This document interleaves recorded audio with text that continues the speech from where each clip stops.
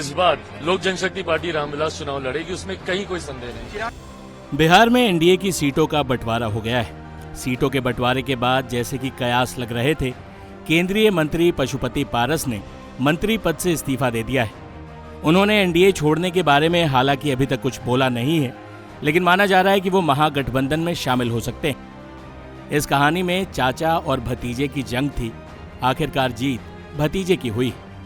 रामविलास पासवान के निधन के बाद चाचा पशुपति पारस ने पार्टी पर कब्जा जमा लिया था।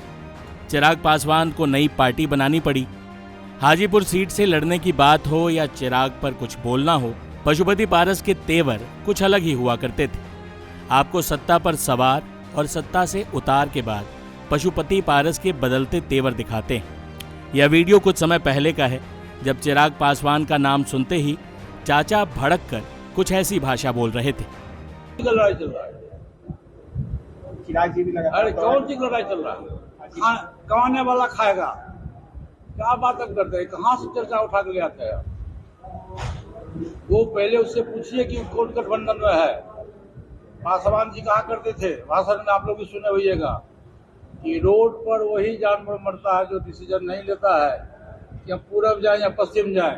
उसकी स्थिति वही है। वो एनडीए गठबंधन में है, आरजेडी गठबंधन में है, वो पहले वो फैसला करे। यह वीडियो आज का है, जब अपनी उपेक्षा से दुखी पशुपति पारस ने निराशा में इस्तीफा दे दिया। इस दौरान भी उनकी भाव भंगिमा देखने लायक थी।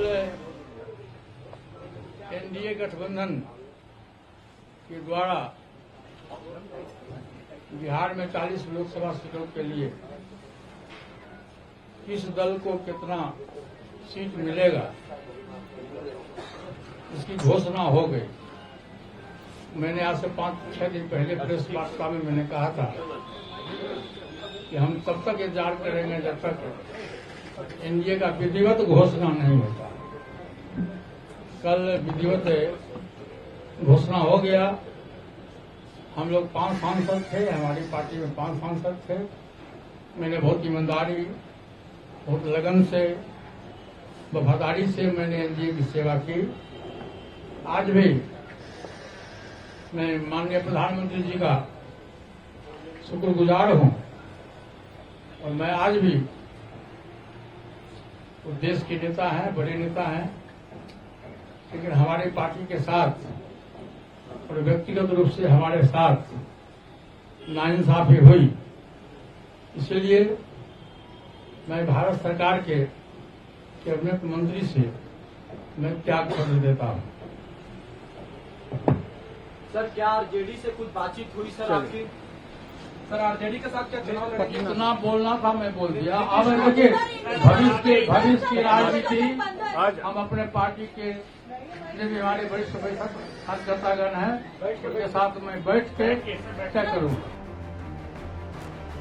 बता दें कि बिहार में हुए सीटों के बंटवारे में एनडीए के कोटे से 17 सीटें बीजेपी को, 16 सीटें नीतीश की जदयू को, 5 सीटें चिराग पासवान वाले लोजपा रामविलास को मिली है।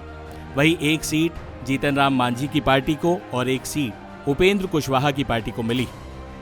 वहीं पशुपति पारस को एक राज्यसभा सीट, प्रिंस को नीतीश कैबिनेट में मंत्रालय का ऑफर दिए जाने की बात सामने आई थी।